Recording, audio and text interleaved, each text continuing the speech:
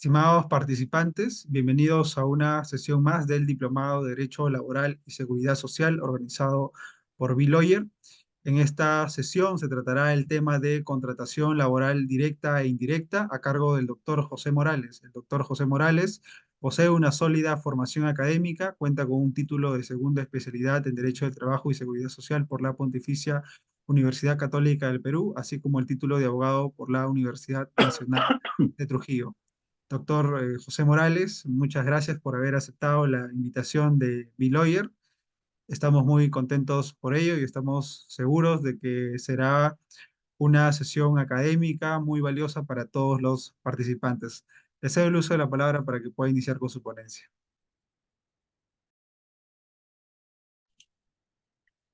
Muchas gracias.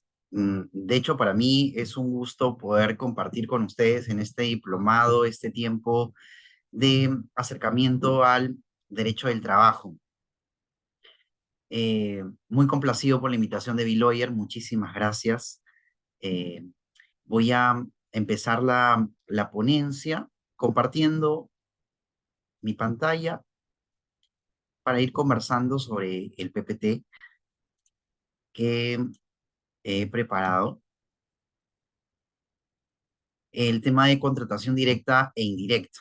He visto que han abordado mucho de lo que corresponde a la contratación directa, así que voy a hacer un repaso general de los temas que han venido tratando en la primera sesión. Y de repente, si necesitan un poco más de detalle, ahí nos vamos deteniendo para luego pasar a la segunda parte de la contratación indirecta. Pero bueno, eh, finalmente, cuando hablamos de contrato de trabajo, eh, estamos hablando de aquella relación en la que se encuentran presentes, pues, los elementos de la relación de trabajo que ya seguramente lo han visto. Estamos hablando de la prestación personal, estamos hablando de la remuneración y también de la subordinación, que yo diría es el elemento estrella de toda relación de trabajo y justamente es lo que lo diferencia de la contratación civil. Tenemos pues al contrato laboral, cuando ya estamos hablando propiamente de una contratación de carácter laboral, eh, en tipos de contratos, ¿no es cierto? El contrato por la duración en el tiempo puede ser a plazo indeterminado o a plazo fijo y por las horas de trabajo puede ser a tiempo parcial. Y por, hablamos de trabajo a plazo indeterminado, es aquel contrato que finalmente tiene una fecha de inicio, pero no se sabe cuál va a ser la fecha de término. Simplemente va a seguir desarrollándose en el tiempo y este tipo de contrato a plazo indeterminado no es necesario que conste por escrito, puede ser verbal. Y la única forma, digámoslo así, de culminar el contrato de trabajo puede ser a través de la renuncia del propio trabajador, puede ser a través de una imputación de una causa justa de despido que puede ser ligada o relacionada con la conducta o con la capacidad del trabajador. Si estamos hablando de un contrato a plazo fijo, este tiene otras características y este tiene otros requisitos y formalidades que debe de cumplirse. Cuando hablamos de un contrato a plazo fijo, este contrato puede ser de naturaleza temporal, de naturaleza accidental, puede ser un contrato de obra-servicio, ¿no? Y tiene un plazo de duración establecido en la propia norma o en la ley. Vamos a entrar rápidamente a conversar sobre cada uno de ellos. El contrato por inicio o incremento de actividad, y estamos hablando aquí de la contratación directa, ¿no es cierto? Y cuando hablamos de contratación directa, quiere decir de que es el empleador quien va a contratar de manera directa la fuerza de trabajo de una persona quien emplea y se le llama trabajador. Este trabajador va a estar subordinado al empleador y este trabajador no va a tener intermediarios, ¿no es cierto? No va a ser una relación tripartita, no va a ser una empresa principal, una empresa usuaria con una tercera y un trabajador de por medio, no. Es directamente la relación entre el empleador y el trabajador. Y cuando uno quiere contratar por un plazo fijo, existen diversas modalidades que dependiendo de la necesidad que se requiera o que se tenga, se va a utilizar cada una de las modalidades de contratos establecidos en nuestra legislación. En nuestra legislación, la contratación a plazo indeterminado es la regla. En toda relación de trabajo, basta que se pruebe la prestación personal y la remuneración para que se presuma que existe una relación de trabajo a plazo indeterminado. Esto está establecido como una presunción en nuestra legislación laboral, tanto en la sustantiva como en la procesal. Sin embargo, a pesar de ser la regla, muchas veces y en la actualidad o en la práctica lo que se da es que se da como una excepción. En realidad, el contrato a plazo indeterminado viene a ser una suerte de premio, dado que se evalúa si es que los trabajadores cumplen de alguna forma con las características, entre comillas, con el perfil, para ver si yo procedo a pasar a un trabajador de plazo fijo al plazo indeterminado.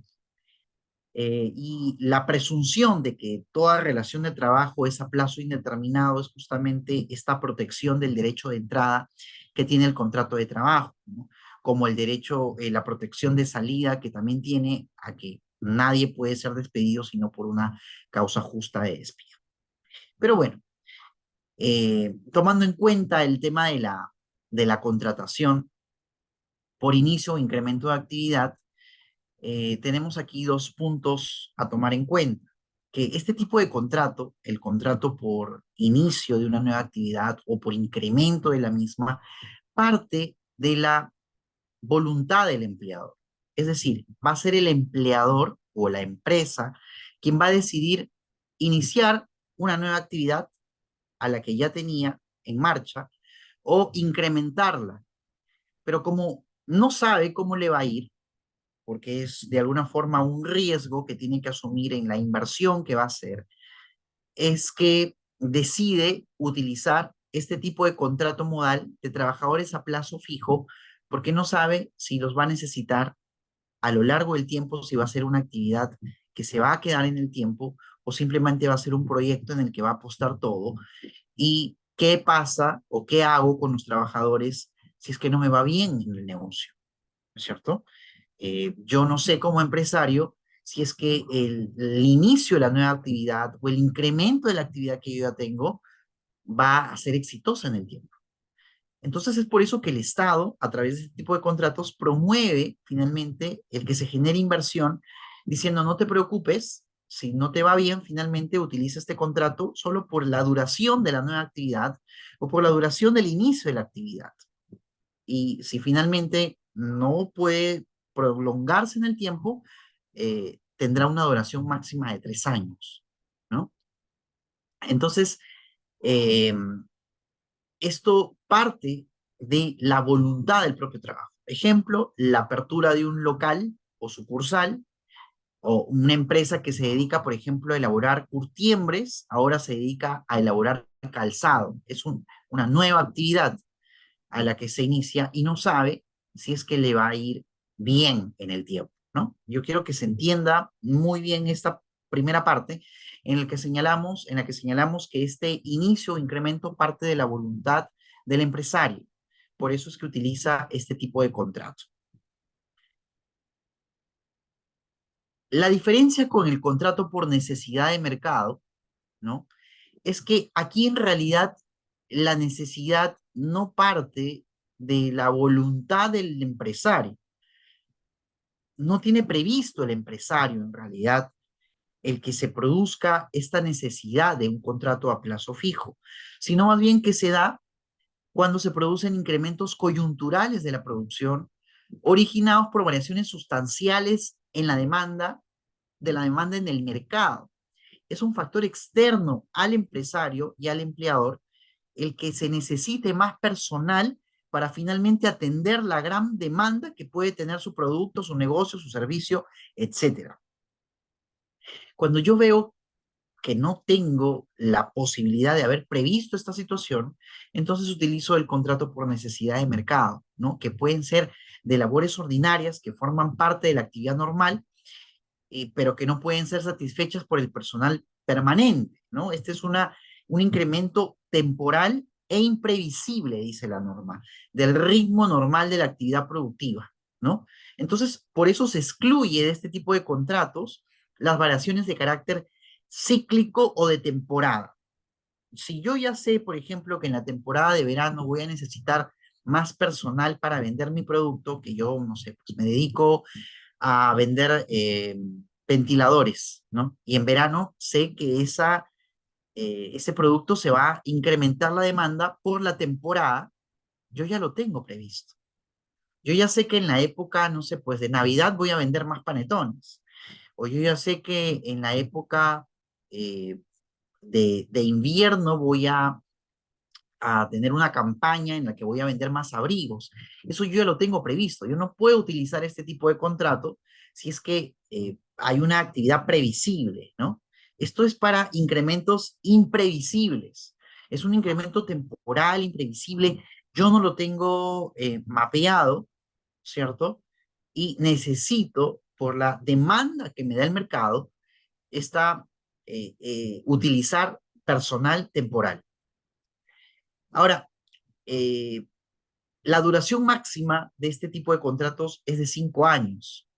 Yo creería personalmente que es un tiempo muy prolongado, ¿cierto? Por necesidad de mercado, porque si bien es cierto, es una actividad imprevisible, es un incremento temporal, y lo dice temporal, a los 5 años es como que no es tan temporal entonces, ¿no es cierto? Pero bueno, la norma está dictada de esa manera, está establecido de esa forma en nuestra legislación, y este contrato de necesidad de mercado se utilizará justamente para situaciones que salen fuera, que escapan de las manos del empresario o del empleado. Tenemos este tipo de contrato por reconversión empresarial que en realidad en mi experiencia en la práctica lo he visto muy pocas veces en la que se utilice este tipo de contratos, pero está allí establecido en nuestra legislación laboral. Este tipo de contrato es utilizado para los casos de sustitución, modificación, ampliación de las actividades desarrolladas por la empresa, ¿no? Es toda variación de carácter tecnológico, maquinarias, equipos, instalaciones, medios de producción, sistemas, etcétera. Cada que yo voy a cambiar, por decir, toda la maquinaria, ¿no? Yo puedo utilizar este tipo de contrato de reconversión empresarial cuya duración máxima es de 2 años. Ejemplo, empresa se dedica a comercializar telas, crea el área de fabricación de telas y compra máquinas para fabricarlas, ¿cierto? Entonces, en este tipo de reconversión en el que estoy pasando de lo antiguo a lo moderno, yo puedo utilizar este tipo de contratos y con una duración máxima de 2 años. El contrato ocasional, es un contrato que también cada vez lo veo menos, pero sí también se utiliza para contratar de manera directa, ¿no? Para atender una necesidad transitoria en la empresa, diferentes de la actividad habitual en el centro de trabajo. Es un contrato solamente para una ocasión y por eso es que su duración máxima es de 6 meses al año. Por ejemplo, una empresa de almacén de electrodomésticos requiere de instalaciones eléctricas y contrata un especialista solamente para esa ocasión, para este tema muy específico, muy especial, y lo contrata de manera directa. Pero yo ahora veo cada vez menos utilizar este contrato porque lo que hacen las empresas es para qué voy a meter a un personal a mi planilla, ¿cierto? Porque además tengo que sustentar la causa objetiva del contrato modal, del contrato a plazo fijo, y me voy a crear todo un problema, dicen los empresarios, y prefieren tercerizar esta actividad especializada, ¿no? O encargarla a un tercero, eh, o intermediarla, ¿no? Dependiendo del caso. Entonces, es justamente para actividades diferentes a las habituales en el centro de trabajo. Su duración máxima es de 6 meses al año. El contrato de suplencia sí es un contrato utilizado, es muy utilizado el contrato de suplencia y justamente se utiliza para sustituir temporalmente a un trabajador estable de la empresa, ¿no? El vínculo laboral de este trabajador a quien se está supliendo se encuentra suspendido por alguna causa prevista en la legislación llámese, por ejemplo, alguna licencia, en donde se contrata a un personal justamente para que venga a realizar la labor del titular y se reserva el puesto del titular, no conserva su derecho de readmisión hasta que concluya esta suspensión del contrato de trabajo, hasta que concluya la licencia, hasta que concluya finalmente la causa, la razón por la cual él no puede estar presente. Entonces, eh, en esta modalidad se encuentran comprendidas las coberturas de puesto de trabajo estable, cuyo titular, por razones de orden administrativo, debe desarrollar temporalmente otras labores en el mismo centro de trabajo. Ejemplo, cuando la empresa le otorga al trabajador estable una beca de estudios. Otro ejemplo, cuando el trabajador se va con una licencia o la trabajadora se va con una licencia por maternidad, eh, eh, etcétera, ¿no? Es en esos casos en los que se utiliza este contrato y su duración será la que resulte necesaria. En este caso de suplencia, por ejemplo, su duración puede ser 3 meses, 98 días, si es que ha sido una suplencia por maternidad, ¿no? Licencia por maternidad. No puede suceder, por ejemplo, de que el titular del puesto de trabajo retorne y todavía se mantenga al suplente. Ahí sería una causal de desnaturalización del contrato de suplencia. No, eso no puede ser posible. El contrato de emergencia también es un contrato muy pocas veces utilizado, pero se celebra para cubrir necesidades derivadas de un caso fortuito o fuerza mayor, ¿no? Coincidiendo su duración con lo que dure la emergencia. En realidad lo he visto muy poco el contrato de emergencia, pero está contemplado en nuestra legislación. Este contrato que continúa sí es un contrato que se utiliza muchísimo. Es uno de los contratos más utilizados en realidad. Eh, es un contrato que tiene un objeto previamente establecido y una duración determinada. Es una obra o un servicio para hacer, para entregar, para brindar, ¿cierto?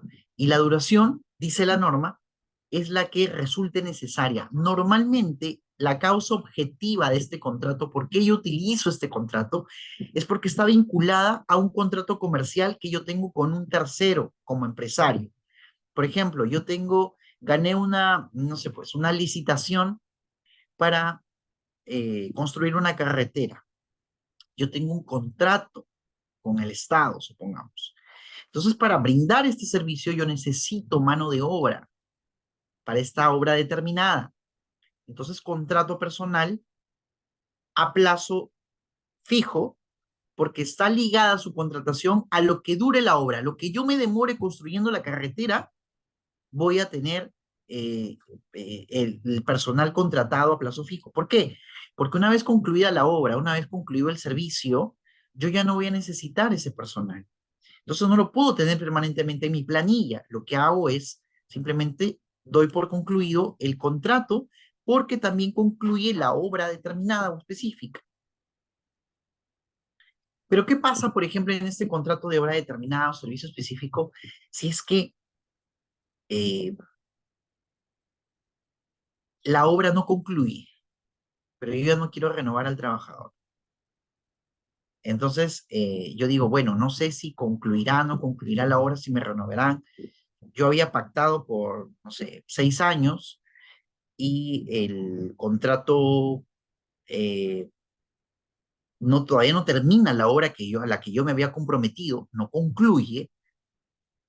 Entonces, qué es lo que hago? Simplemente digo, ya no voy a seguir contratando a este personal específico.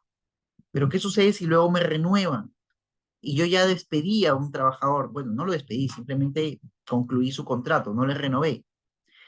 Ese contrato tiene mucho riesgo para ser declarado como desnaturalizado, porque el contrato modal está vinculado al contrato comercial. Si el contrato comercial continúa, se supone que yo tengo que renovar al personal contratado, ¿cierto? En algún tiempo la jurisprudencia a nivel de Corte Suprema había establecido de que la duración máxima de este tipo de contratos era de 8 años. Entonces, porque como no estaba establecido la norma, dice lo que resulte necesario, pero no podía ser para siempre. Entonces la Corte Suprema entendió y dijo 8 años, pero luego cambió el criterio y dijo, el contrato de obra o servicio específico puede ser extendido durante todo el tiempo que dure la obra. Si la obra dura 9 años, pues será por 9 años. Y si el servicio específico tiene 5 años, será por 5 años y por 6, y así lo que resulte necesario conforme lo establece el artículo 63 del Decreto Supremo 00397-TR, ¿no? El contrato intermitente. Este es un contrato bastante interesante y que sí se utiliza. Es un contrato que sí se viene utilizando, que las empresas sí lo utilizan, eh, y se celebra para cubrir las necesidades de las actividades de la empresa, que por su naturaleza son permanentes, siempre se dan, pero discontinuas, es decir, no hay una continuidad, son permanentes, se dan en el tiempo, pero no un día tras otro. Hay un momento, una temporada en la que no se da, pero yo sé que más adelante sí voy a necesitar del personal para esta actividad, ¿no? Entonces, en esos casos, se celebra un contrato intermitente, el trabajador sabe que no va a estar continuamente prestando el servicio, sino que va a ser durante la época o el momento determinado en que se necesite, ¿no?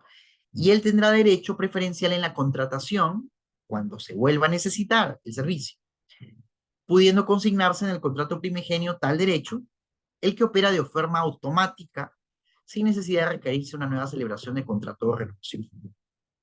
que, sea, que se queda consignado en el contrato, ¿no? El contrato deberá consignarse con la mayor precisión las circunstancias, condiciones que deben observarse para que se reanude en cada oportunidad la labor intermitente. El tiempo de servicio y los derechos sociales de los trabajadores contratados bajo esta modalidad se determinan en función del tiempo efectivamente laborado. Ejemplo, empresa de producción de harina de pescado sujeta a vedas que establece el Ministerio de Producción. Yo sé que voy a necesitar personal porque esta es la actividad permanente. Yo permanentemente estoy en producción de harina de pescado, ¿no? O estoy necesitando gente que me filetee el pescado, ¿cierto? Yo siempre lo voy a necesitar, pero en alguna temporada no, porque está sujeto a la veda establecido por el gobierno. Entonces, yo no voy a necesitar en ese momento a ese personal. Por eso es intermitente. Y le pagaré los beneficios sociales por los momentos en los que ellos estén prestando el servicio.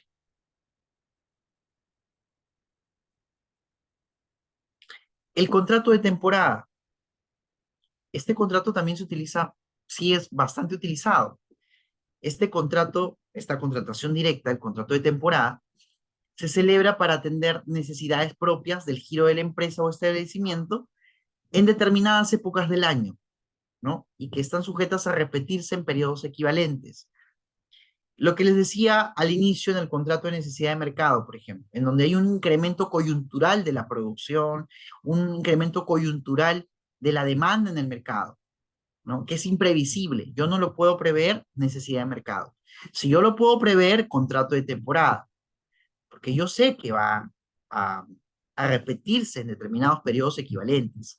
Hablamos de Navidad, hablamos de verano, hablamos de campaña escolar, hablamos de días festivos, hablamos de un determinado momento en el que sí se necesita personal porque va a haber un incremento que ya se conoce. Es una necesidad propia del giro del negocio, ¿cierto?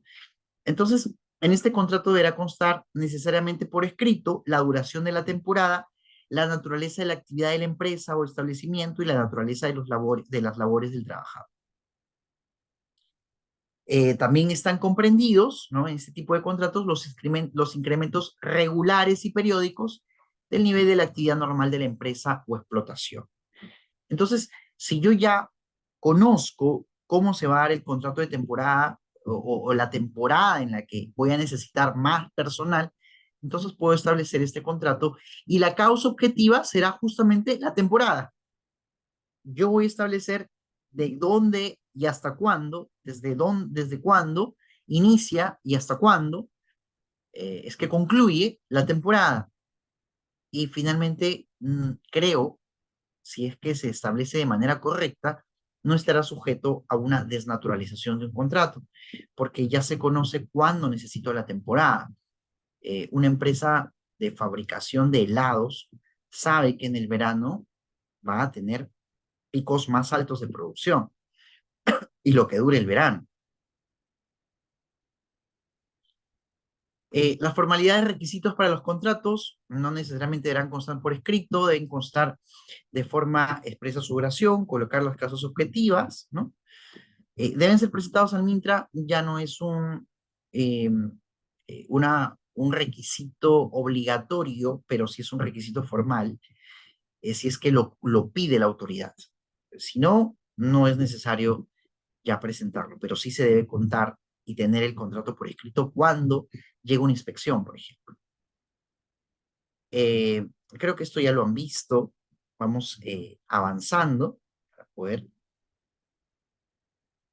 La causa objetiva, esto sí quisiera determinar solamente un momento, porque en la causa objetiva sí es un elemento esencial, diría, un requisito fundamental del contrato de trabajo a plazo fijo, ¿no? Ahí se tiene que establecer cuál va a ser la justificación.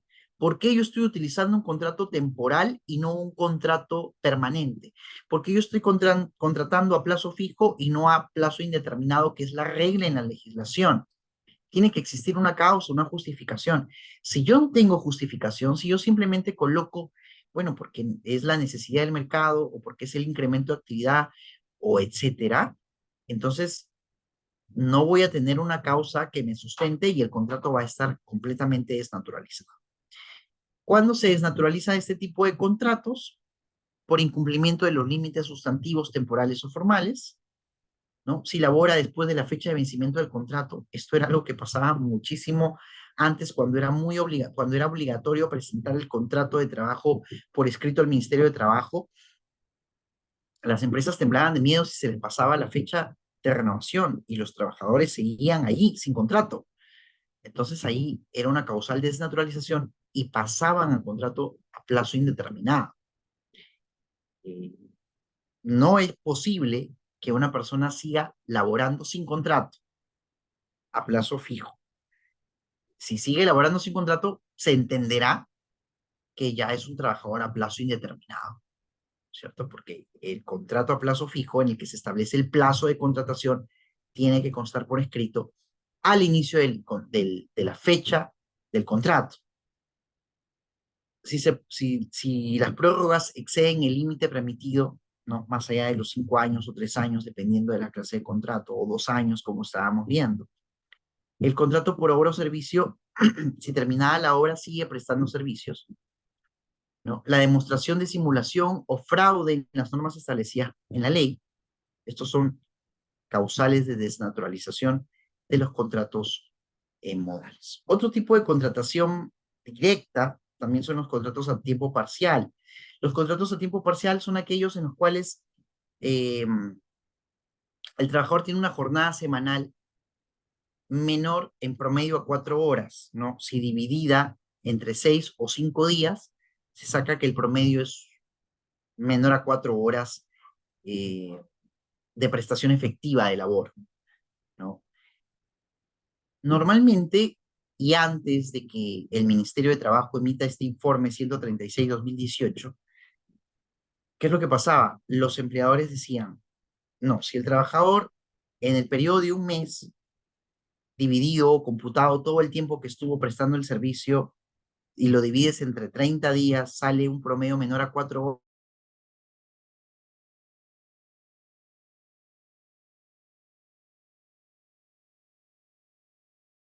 y entre 30 días salía que el trabajador laboraba en promedio más de 4 horas.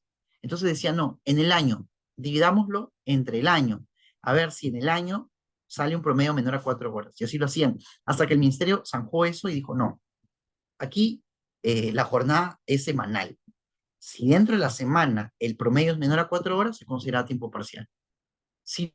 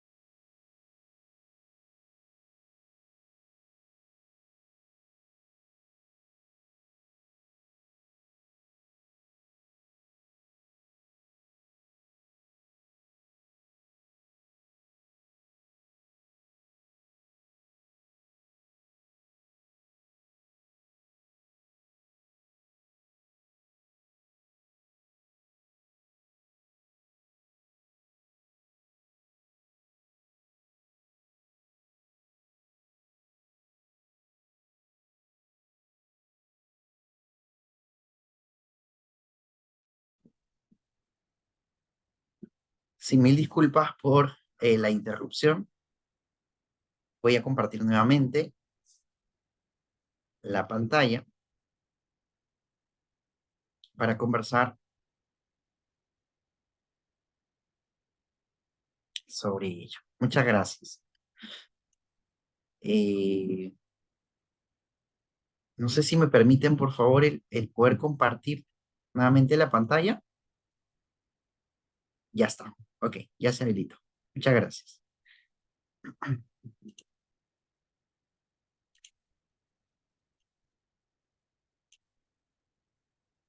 Perfecto. Entonces, decíamos que los beneficios con los que no cuentan es la estabilidad laboral. No tienen finalmente una protección de salida, ¿no? No tienen derecho a la indemnización por despido arbitrario, salvo un caso muy especial que lo voy a comentar ahora. No tienen CTS, no tienen vacaciones.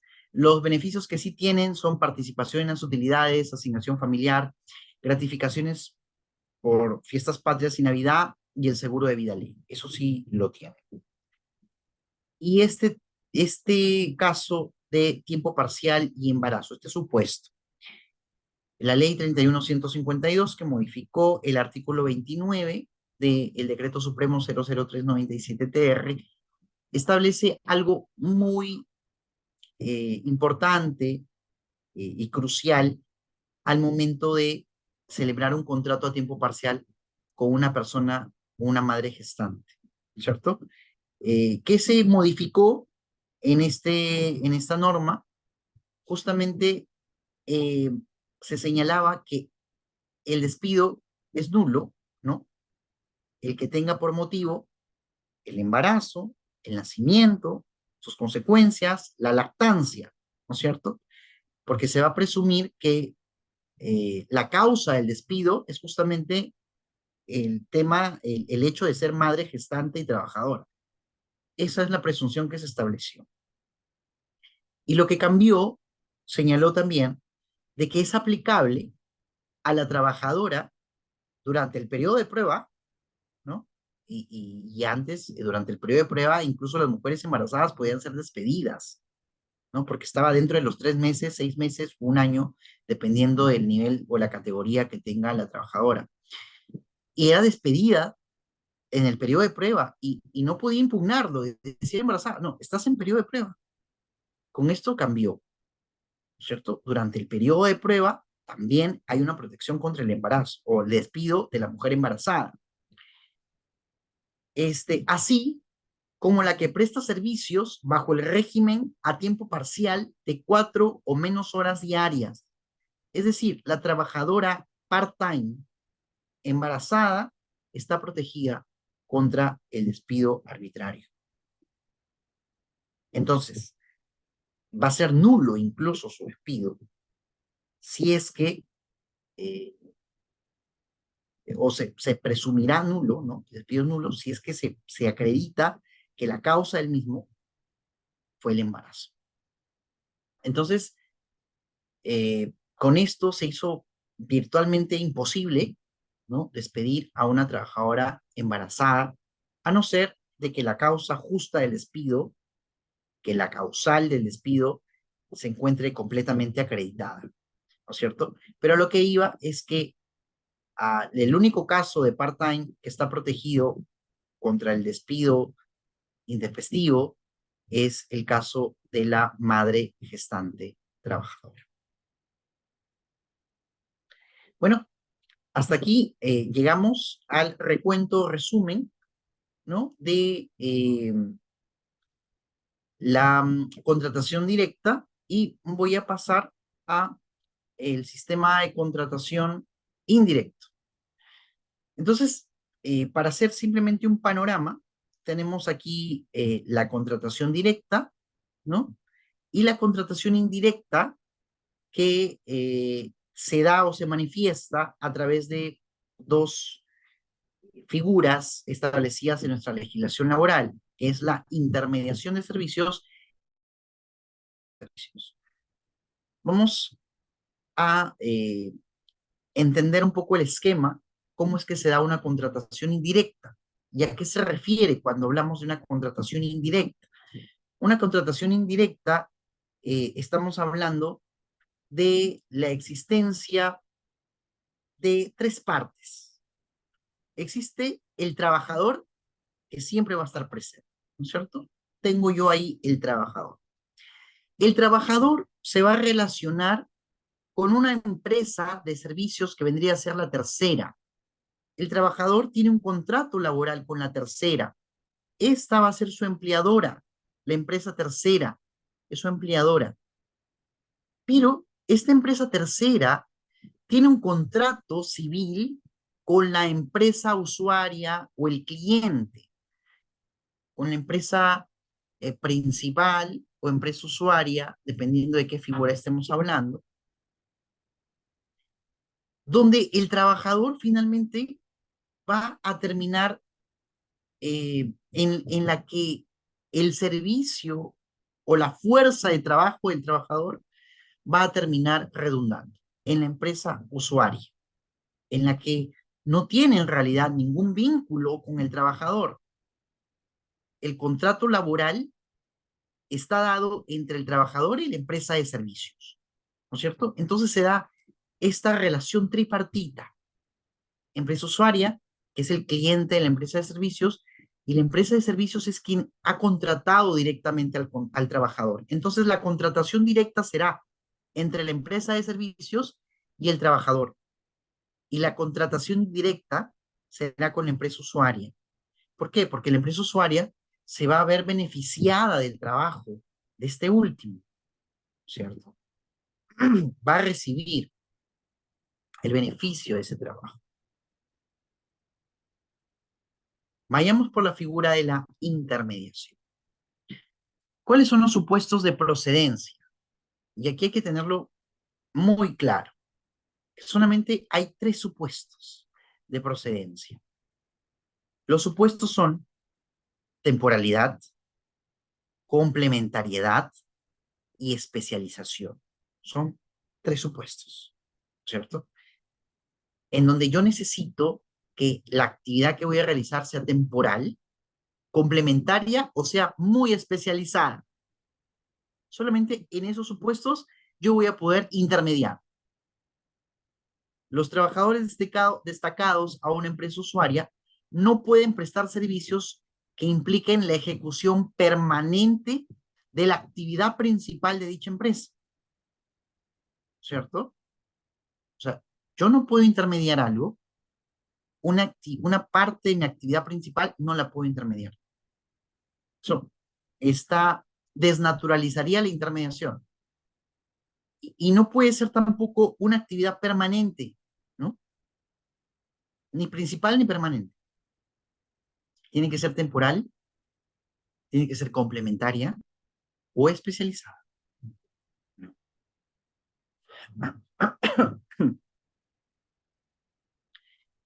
¿Qué se debe tener en cuenta?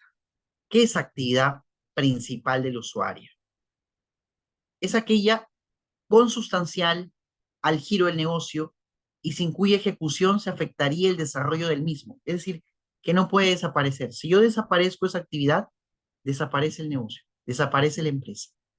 Entonces, es consustancial, ¿no? Integran las diferentes etapas del proceso productivo de bienes o prestación de servicios, tales como exploración, explotación, transformación, producción, organización, administración, comercialización. Todo lo que sea parte del proceso productivo es actividad principal y eso yo no lo puedo intermediar. Entonces tengamos en claro cuando nos pregunten qué es actividad principal. Es toda actividad sin cuya ejecución se afecta, se interrumpe el funcionamiento y el desarrollo de la empresa. Una empresa que se dedica a fabricar bebidas no puede tercerizar, perdón, intermediar justamente la fabricación de las bebidas. No, no lo puede hacer. Esa actividad principal tiene que estar a cargo de la empresa usuaria. ¿Qué es una actividad complementaria?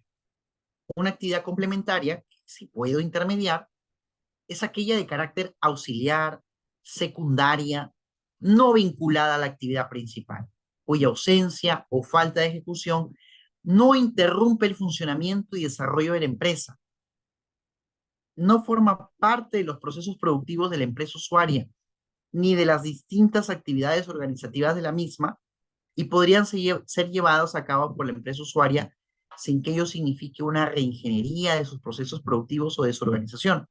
Por ejemplo, la actividad de limpieza. Eso sí se intermedia. Es una actividad complementaria, auxiliar secundaria, no está vinculada, ¿no? Este, por ejemplo, la vigilancia. Eso también es a través de la intermediación. Por ejemplo, eh, si yo tengo un servicio de courier, ¿no? Que me lleve y me trae mensajería, también se puede intermediar. Estos son los clásicos ejemplos de la intermediación de una actividad complementaria, que si finalmente no la realizo, bueno, pues tendré algún tema de salud si no realizo la limpieza, pero la actividad principal sí puede seguir desarrollándose, no la va a afectar, ¿cierto? Es una actividad complementaria. ¿Qué es una actividad altamente especializada? Una actividad altamente especializada es una actividad complementaria, ¿cierto? Pero que exige además un alto nivel de conocimiento técnico, científico o particularmente calificado, tal como el mantenimiento o saneamiento especializado. Yo necesito, por ejemplo, en mi empresa, no sé, realizar el mantenimiento de las motobombas, de todas las que tengo, para seguir brindando el servicio. Es una actividad que yo no la puedo realizar, es altamente especializada. No puedo contratar a un técnico directamente, de repente sí lo podría hacer utilizando el contrato ocasional, ¿no? Pero yo prefiero que una empresa especializada en la reparación, en el mantenimiento, que es altamente especializada en esto, me brinde el servicio. Entonces, este servicio lo intermedio, se lo encargo a un tercero para que me arregle toda mi maquinaria. Eso sí se puede intermediar. No es parte de mi actividad principal, no están haciendo la actividad a la que yo me dedico. Es una actividad altamente especializada, que es complementaria y tiene además un alto nivel de conocimiento técnico. Entonces, eso es una actividad altamente especializada. El lugar de destaque también es importante a tomar en cuenta o a tener en cuenta. El centro de trabajo o centro de operaciones. ¿Qué es el centro de trabajo? El centro de trabajo es el lugar o lugares donde se encuentran las instalaciones de la empresa usuaria, donde el trabajador presta sus servicios, ¿cierto? ¿Qué es el centro de operaciones? Es el lugar o lugares donde el trabajador realiza sus labores fuera del centro de trabajo de la empresa usuaria. Entonces hay una diferencia entre el centro de trabajo, que es donde tienen las instalaciones, y el centro de operaciones, que es fuera del centro. Por ejemplo, eh, el mantenimiento, ¿no es cierto?, que se tiene que hacer en, en el campo. Yo tengo varias instalaciones a lo largo de toda la ciudad y tienen que ir ahí a hacer las reparaciones.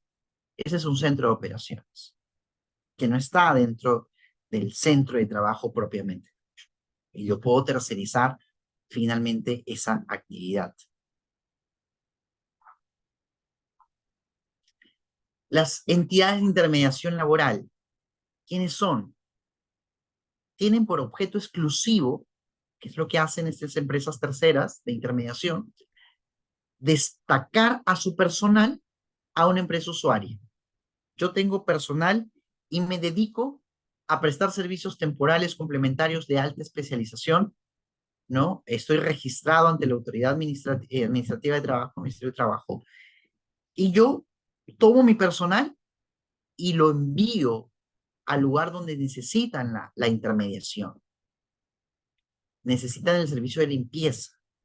Yo envío a todo mi personal al centro de trabajo de la empresa usuaria.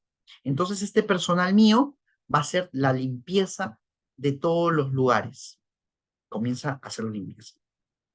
¿Qué pasa si en algún momento este personal destacado comienza a realizar actividad de la empresa usuaria, actividad principal?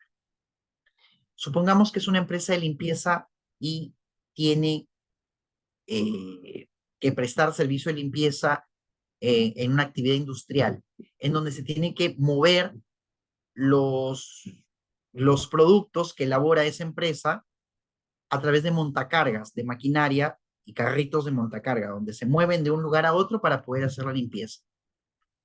Y supongamos que ese día se enfermó, no sé, pues un trabajador de la empresa usuaria que maneja el montacarga para llevar el producto al almacén.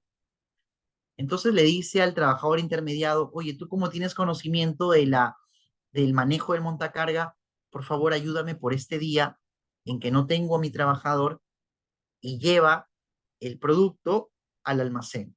No vas a hacer la limpieza, sino el producto al almacén utilizando el carro intermedio, el carro de el montacarga. Ese es un supuesto evidente de desnaturalización de la intermediación, porque el trabajador comenzó a realizar actividad principal y no puede realizar actividad principal un trabajador intermediado. Un trabajador intermediado únicamente puede realizar las labores por las cuales está destacado en ese lugar. Y en este caso, el ejemplo que les ponía era el servicio de limpieza, ¿no? El montacarga que él utiliza es para mover los objetos que él encuentre en el camino para hacer la limpieza, no llevarlo de un lugar a otro, no llevarlo de un lugar hacia el almacén, no apilarlos. No, eso no es su labor. Entonces, eh, las labores que exclusivamente tienen que realizar el personal intermediado son las labores temporales, complementarias o de alta especialización. El contrato de trabajo con trabajadores destacados, ¿cierto? Son indeterminados o sujetos a modalidad y se formalizan por escrito. Va a depender mucho del contrato que tenga el trabajador o el arreglo, el acuerdo que tenga el trabajador con su empleador, que es la empresa intermediadora en este caso, ¿no? En el caso de cooperativas de trabajo, la obligación se considera cumplida con la presentación de la declaración jurada ante la autoridad administrativa de trabajo. El contrato entre el usuario y la service, entre la empresa usuaria y la empresa intermediadora, ¿no? Es un contrato de locación de servicios que debe existir entre la empresa de intermediación y la empresa principal. Debe registrarse además. Es un requisito esencial para iniciar actividades, ¿cierto?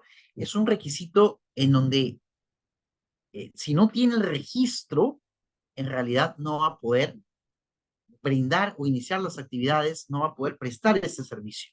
Existe una obligatoriedad de la inscripción, ¿cierto? Y el lugar, además, en el cual se desarrollará la actividad. La vigencia de autorización de operaciones se sujeta a la subsistencia de su registro. El registro puede ser renovado y tiene que ser renovado para que pueda seguir prestando el servicio de intermediación. La vigencia máxima de 12 meses a plazo, cuyo vencimiento quedará sin efecto de forma automática. ¿Cuál es la información de constancia?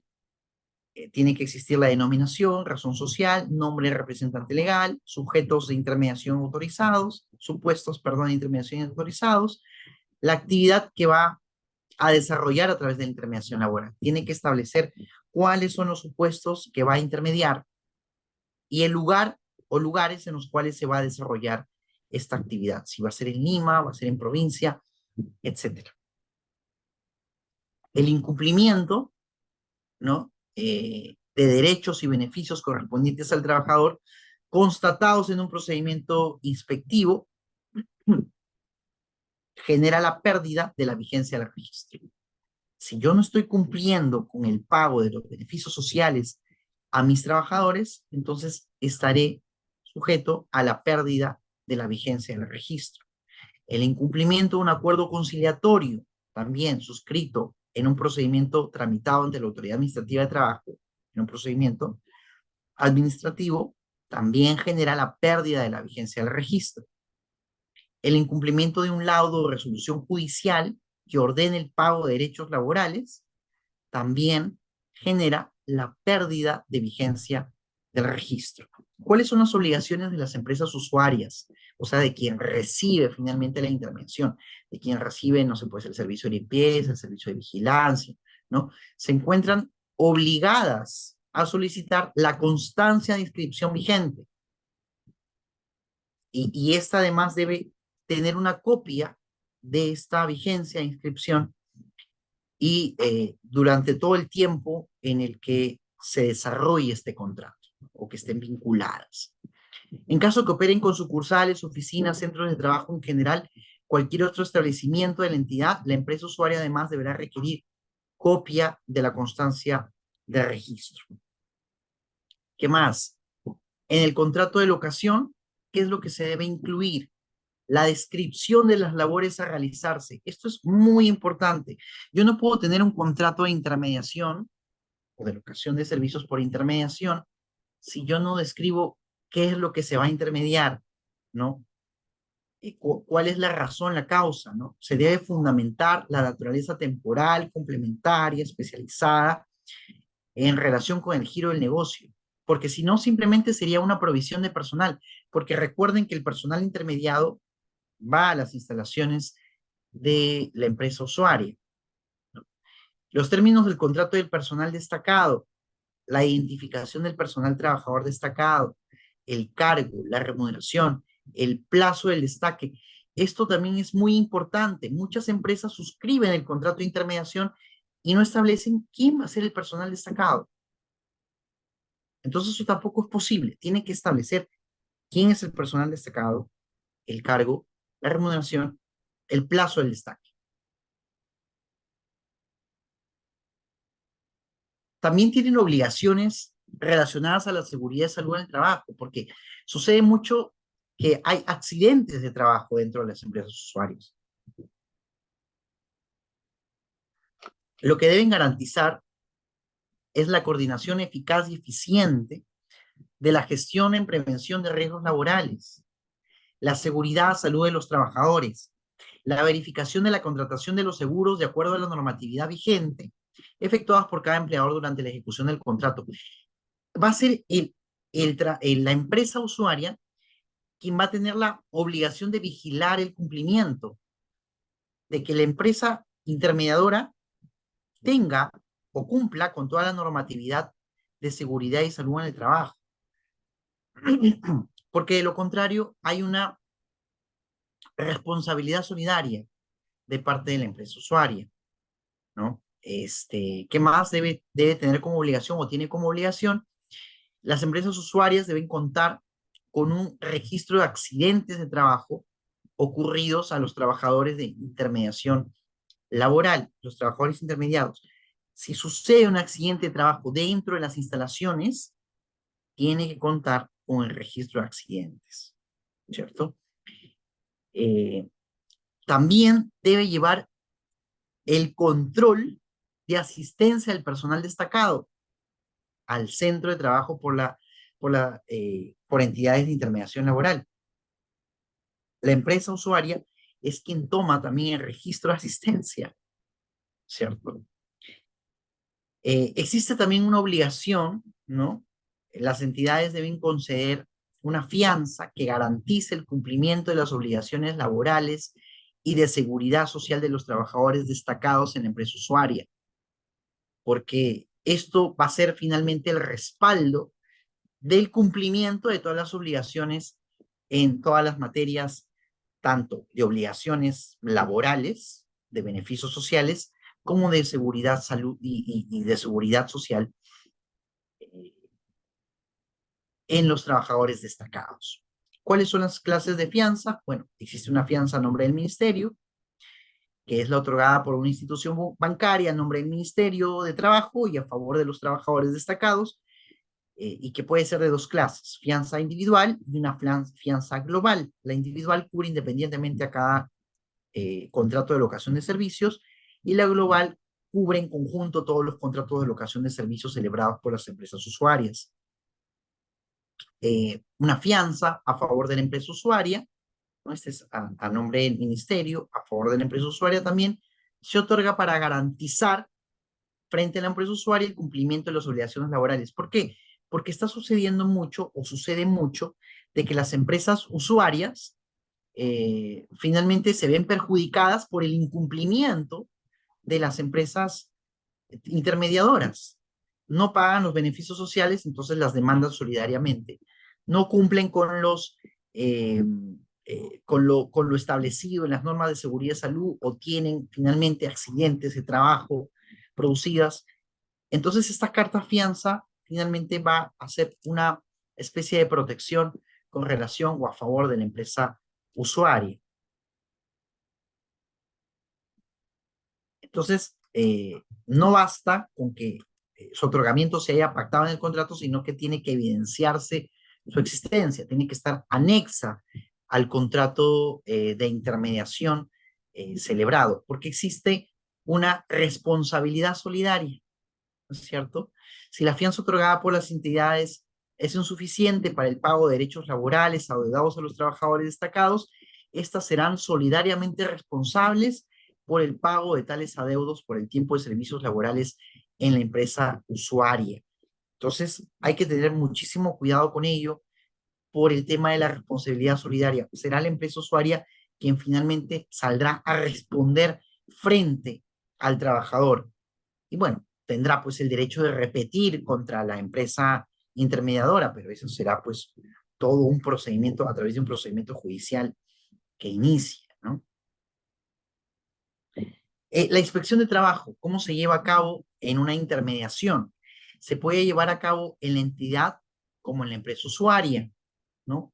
El inspector de trabajo está facultado a solicitar toda la información que se requiera para constatar el cumplimiento de los requisitos legales en la intermediación.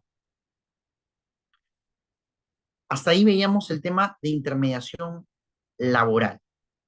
Si van teniendo algunas dudas, las pueden ir escribiendo en el chat para poder ir absorbiéndolas al final de la exposición. Y entramos finalmente a la tercerización, que es el último tema que quiero tratar, y con relación a la contratación indirecta. ¿Qué entendemos por la tercerización?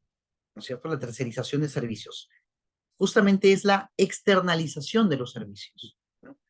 Es todo fenómeno por el cual el empleador se desvincula de una actividad o proceso del ciclo productivo que viene realizando para trasladárselo a otro, ¿no? Esta es la externalización de los servicios.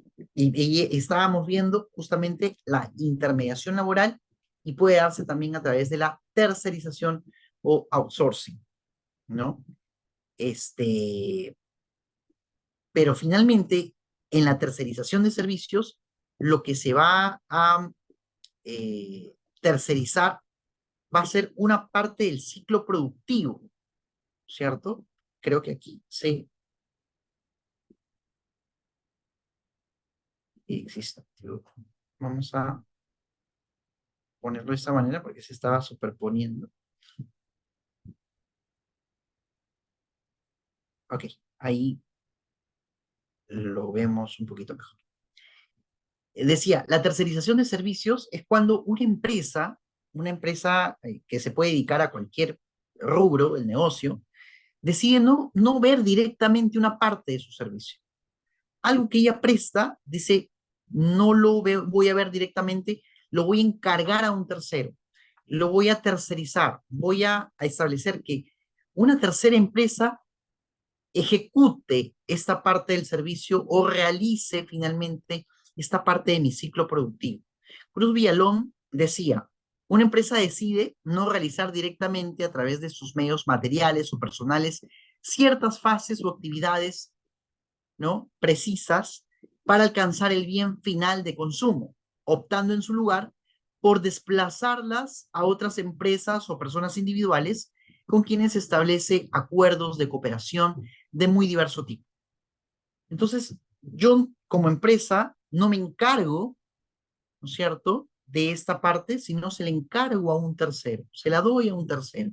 Yo que me encargaba, por ejemplo, eh, brindo servicio de salud, soy una clínica, supongamos, y la clínica brinda el servicio de anestesiología, pero este servicio de anestesiología no lo puedo ver directamente porque estoy atendiendo otra parte, entonces lo tercerizo y viene una empresa de salud especializada en anestesiólogos y me brinda ese servicio como clínica.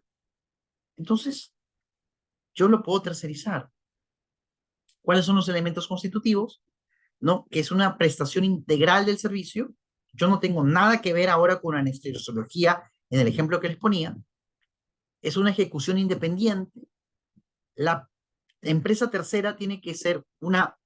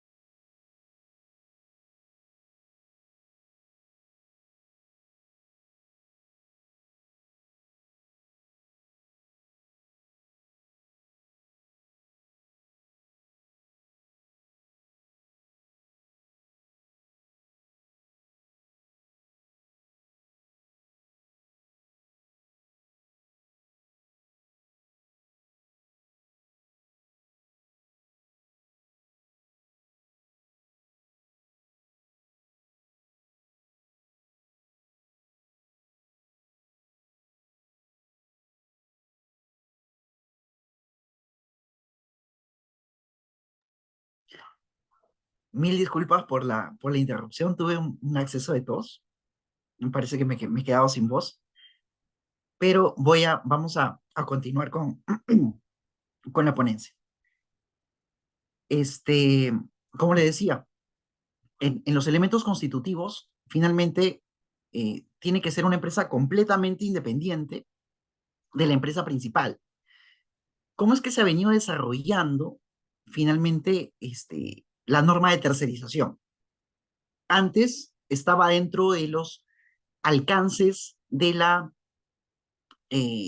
dentro o subsumido, digamos, de la intermediación, de la norma de intermediación, tenía un capítulo específico para la tercerización. Pero en el año 2008, durante el gobierno de Alan García, se emite finalmente la ley 29245, la ley que regula los servicios de tercerización. Esto fue regulado por el reglamento, el decreto legislativo 1038, y finalmente, en el año 2022, ustedes recuerdan hace un par de años, hace poco en realidad, se emite una modificación al reglamento, en la cual se estableció de que ya no podían tercerizarse actividad principal, lo cual generó muchísima controversia en realidad. Las empresas se quedaron impactadas porque el espíritu de la norma de tercerización era justamente que yo podía encargar parte de mi proceso productivo a una empresa tercera, pero con la modificación del decreto supremo, finalmente ya no se podía dar ello y movió una serie de acciones específicas por parte de todas las empresas para poder cambiar esto y poder seguir tercerizando la actividad principal. Decía, no puedes tercerizar actividad principal, lo único que puedes tercerizar son determinadas actividades complementarias a la actividad principal. Y eso, en realidad, veíamos que era un completo despropósito de la norma de tercerización. Finalmente, como ustedes saben, se lanzaron una serie de acciones judiciales y administrativas, acción de amparo, las acciones populares y finalmente las denuncias de barreras burocráticas, y fueron las barreras burocráticas la que finalmente detuvo este decreto supremo 001-2022, en el cual no es aplicable a la fecha. No se puede aplicar esta normativa de tercerización porque fue decretado como una barrera burocrática. No es posible decir que no se puede tercerizar actividad principal. O sea, la actividad principal sí puede tercerizarse, ¿cierto? ¿Cuál es la definición? ¿Cuáles son los requisitos que deben cumplir los contratistas? Y aquí son los 4 elementos característicos, o mejor dicho, constitutivos elementales de la tercerización: que asuman los servicios por su cuenta y riesgo, que cuenten con sus propios servicios, recursos financieros, técnicos, materiales, que sean responsables por los resultados de sus actividades, tengan a sus trabajadores bajo su exclusiva subordinación, ¿no? Y los elementos característicos que pueden estar o no pueden estar: la pluralidad de clientes, que cuenten con equipamiento, inversión de capital, retribución por obra o servicio. Los elementos característicos no pueden faltar, perdón, los elementos esenciales no pueden faltar, los primeros 4. Estos no pueden faltar. Tiene que ser una empresa completamente independiente, no tiene nada que ver, que no tenga nada que ver con la empresa principal. Muchas veces lo que hacían las empresas, y esto es una causal de desnaturalización, era crear una tercera empresa y finalmente a esa tercera empresa le encargaban parte de su servicio productivo. Supongamos que yo tengo todo el servicio de contabilidad, entonces ya no lo quiero ver directamente. Creo una empresa tercera y todo el área de contabilidad la paso a esa empresa tercera. Pero yo soy el dueño de esa empresa tercera. Yo soy quien le provee capital. Es más, siguen en sus mismos escritorios, en su mismo lugar de hace 20 años y vienen haciendo la misma actividad. Yo soy la principal accionista de esta empresa tercera, pero digo que es una tercerización. Este es un elemento de desnaturalización de la tercerización. No es posible de que yo le provea de recursos financieros, técnicos, materiales.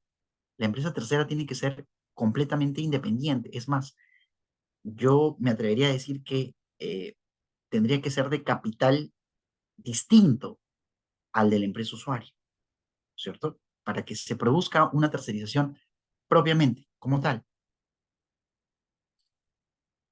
Entonces, el artículo 3 de la ley decía, ¿qué es la tercerización? Son todos los servicios, ¿no? En el cual un tercero se hace cargo de una parte integral del proceso productivo. Y justamente ese artículo 3 era el que entraba en contradicción con la normativa, entraba en contradicción con la modificación del Decreto Supremo 001-2022-TR. Si yo le puedo encargar una parte integral de mi proceso productivo, ¿cómo no puedo tercerizar entonces la actividad principal? Si justamente la razón de la tercerización es que yo me pueda desentender de esa parte del ciclo productivo. Y la interpretación que estaban dando era una interpretación completamente, en mi opinión, fuera de lugar, ¿no? Bueno, tenemos entonces acá los elementos característicos que pueden estar o pueden no estar, ¿cierto? La pluralidad de clientes, por ejemplo. Eh, Puede que una empresa tercerizadora, ¿no? Tenga eh, clientes, o puede que sea incluso su único cliente, pero si se demuestra que se cumplen los elementos, los requisitos esenciales de la tercerización, entonces no habrá una causal de desnaturalización. Que cuente con equipamiento, ¿cierto? Son los elementos característicos de la tercerización, pero pueden estar presentes o puede que no estén. Lo que sí tiene que estar presente sí o sí son estos primeros cuatro, que asuman los servicios por su cuenta y riesgo, con sus propios recursos financieros, técnicos o materiales, ser responsables por los resultados de sus actividades y que los trabajadores estén bajo su exclusiva subordinación. Eh, ¿Cuáles son, y un poco de la historia que les venía contando, los pronunciamientos del TC y la Corte Suprema con relación a los procesos de amparo contra la norma de tercerización? Finalmente, en muchos casos, la Corte Suprema entendía de que finalmente la tercerización podía darse partiendo de actividad principal. Y cuando se produjo el primer reglamento en el año 2008, también hubieron algunas acciones judiciales en contra de la norma de tercerización y en contra de su reglamento. Y el TC y la Corte Suprema establecieron de que la norma de tercerización, dada como tal, como estaba, tanto en la norma, en la ley, como en el reglamento de la misma, era completamente constitucional y no estaba yendo en contra de la Constitución. ¿Qué se entiende entonces por núcleo de negocio? ¿Cierto? El núcleo de negocio forma parte de la actividad principal de la empresa, pero por sus características particulares no corresponde a las actividades especializadas u obras que pueden ser objeto de tercerización con desplazamiento. ¿Qué es el núcleo del negocio? El objeto social de la empresa, perdón, ¿qué se utiliza para identificar el núcleo de negocio? El objeto social de la empresa, lo que identifica a la empresa frente a sus clientes finales, ¿no? El elemento diferenciador de la empresa dentro del mercado en el que se desarrollan sus actividades, la actividad de la empresa que genera un valor añadido para sus clientes, la actividad de la empresa que suele reportarle mayores ingresos. Esta definición de núcleo de negocio contemplada en la modificación del reglamento, ¿no? Del año 2022, dejaba sin piso a la tercerización como la veníamos conociendo hasta ese momento. Núcleo de negocio. Concepto de núcleo de negocio. Yo no puedo tercerizar núcleo de negocio, señalaba este reglamento. Y en las acciones de amparo en las que pude participar, defendían así realmente a capa y espada la normativa dada por esta modificación del reglamento. El procurador del Ministerio de Trabajo, el procurador de SUNAFIL, decían que no se podía finalmente tercerizar el núcleo de negocio, que se podía tercerizar cualquier actividad especializada, cualquier obra, pero no el núcleo del negocio. Pero si finalmente las empresas utilizaban esta figura para tercerizar parte del núcleo del negocio, toda una actividad que comprendía su actividad productiva, ¿cierto? Entonces, ¿en qué supuestos y en qué casos finalmente se daba esta desnaturalización de la tercerización según este reglamento? Cuando se tercerizaban actividades que formaban parte del núcleo del negocio. Y esa era la desnaturalización, la tercerización, y que traía como consecuencias nefastas que la empresa principal sea el empleador o la empleadora de todos los trabajadores desplazados. Es decir, tenía que convertirse la empresa principal, la que estaba tercerizando su servicio, en la empresa empleadora directa y que convertía de una contratación indirecta a una contratación directa en la empleadora directa de todo el personal. De todos los que estaban tercerizados, tenían ella ahora que asumir como empleador. Entonces, e incluso tenían que modificarse los contratos ya celebrados. Era una completa locura. Definitivamente era una completa locura. Indecopi finalmente estableció que eh, esta modificación al reglamento constituía una barrera burocrática y actualmente no es aplicable. Este reglamento no es aplicable actualmente. Hay un establecimiento o se ha constituido como barrera burocrática y legal la prohibición de tercerizar actividades que forman parte del núcleo de negocio. Entonces, actualmente esto es de aplicación a todos, ¿no? Fue el caso COSAPI Minería, quien finalmente logró con este pronunciamiento de Indecopi que la tercerización se siga dando de la manera en cómo la conocemos. Eh, Independientemente de ello, a nivel de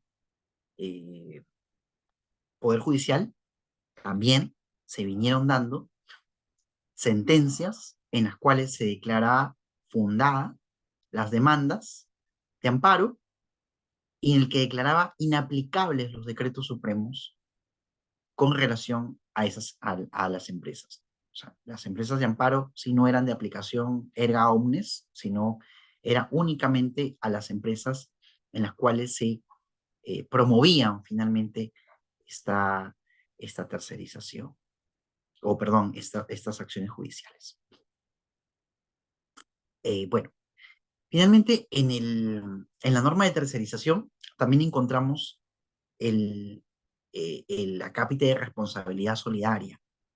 Existe también responsabilidad solidaria y se extiende hasta por un año luego de culminado el desplazamiento, ¿no? Y la responsabilidad de la tercerizadora se mantiene en el plazo de 4 años en el que se puede demandar un pago de beneficios sociales y etcétera. Y bueno, si es que existió también un accidente de trabajo, se puede demandar la responsabilidad civil por el plazo de 10 años, ¿no es cierto?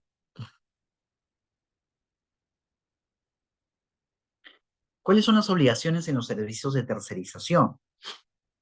Las obligaciones, los contratos con la empresa principal de locación de servicios, los contratos con los trabajadores que tiene la empresa tercerizadora, ¿cierto?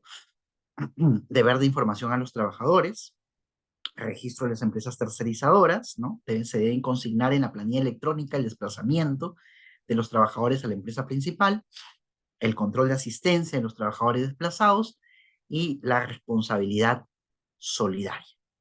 Bueno, estos son los puntos que abarca con relación a la tercerización. Y esto era lo que quería comentarles con relación a la contratación directa, la contratación indirecta, y pidiéndole nuevamente mil disculpas por los inconvenientes que hemos tenido aquí en la transmisión y por el ataque de tos que tuve en el intermedio.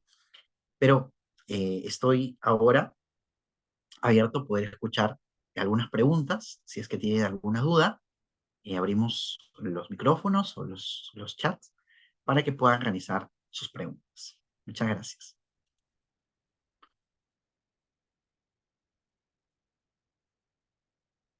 A ver, aquí hay una empresa, aquí hay una pregunta. Dice, doctor, buenas noches. ¿Una empresa de limpieza califica como tercerización o intermediación? Lo veníamos conversando, es intermediación.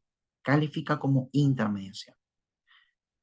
Porque la limpieza no es una actividad principal de una empresa, ¿cierto? La limpieza es una actividad complementaria. Toda actividad complementaria se tiene que dar a través del contrato de intermediación. Vigilancia, limpieza, courier, etc. No sé si hay alguna pregunta adicional.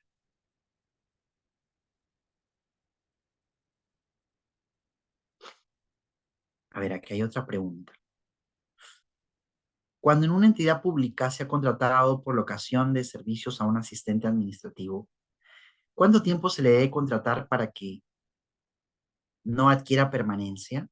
Si se le requiere volver a contratar, ¿cuánto tiempo de transcurrir para que no tenga continuidad? A ver, si se le ha contratado por locación de servicios, ¿no?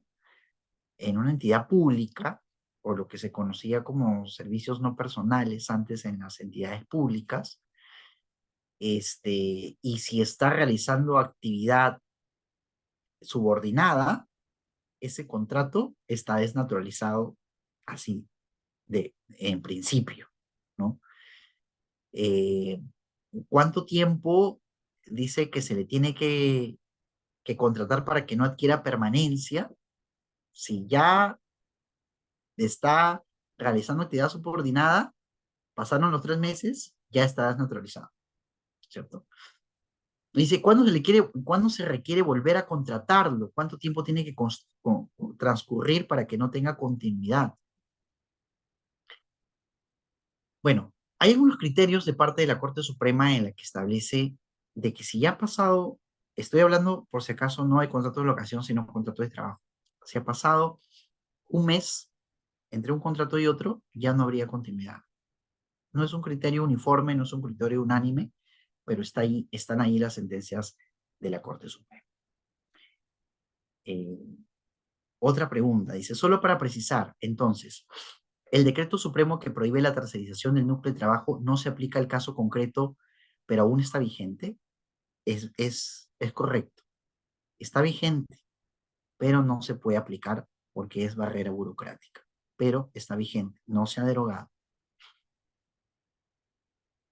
Doctor, buenas noches. ¿Puede precisar la diferencia principal entre la tercerización e intermediación? Excelente pregunta. Y yo quiero que se acuerden siempre de esto para diferenciar cuándo estamos ante una intermediación y cuándo ante una tercerización. Intermediación se da solamente para actividades que no son principales. ¿Entendido? Para actividades que no son principales. ¿Qué es una actividad principal? Decíamos, todo lo que es consustancial al negocio. Todo lo que, si yo lo retiro, mi negocio se va a la quiebra. Si yo me dedico, por decir, a la fabricación de plásticos, esa es la actividad consustancial. Fabricar plásticos. Fabricar, fabricar, fabricar, fabricar.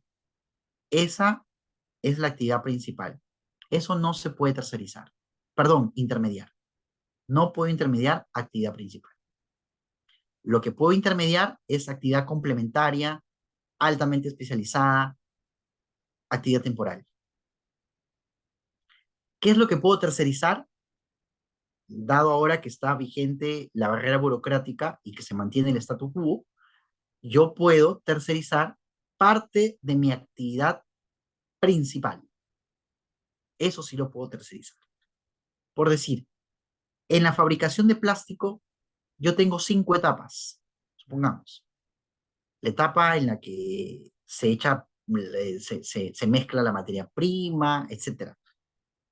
La primera etapa, segunda etapa, tercera etapa, cuarta etapa. Tengo 4 etapas. Una de ellas la tercerizo, porque esa actividad principal la puedo encargar a un tercero. Tú te vas a dedicar a realizar esta etapa específica. Eso lo puedo tercerizar. ¿De acuerdo? Entonces, ¿cuál es la diferencia principal? Y acuérdate, actividad principal. Si tengo actividad principal que quiero encargar a un tercero, tercerización. Si tengo actividad complementaria, intermediación. Hay otra pregunta. Es decir, la barrera burocrática se ha dado de forma general, no para el caso concreto, ¿correcto? La barrera burocrática se puede aplicar actualmente a todas las empresas. Todas las empresas se acogen al establecimiento de barrera burocrática ilegal. No es aplicable la modificación del reglamento de tercerización. No sé si hay alguna pregunta adicional.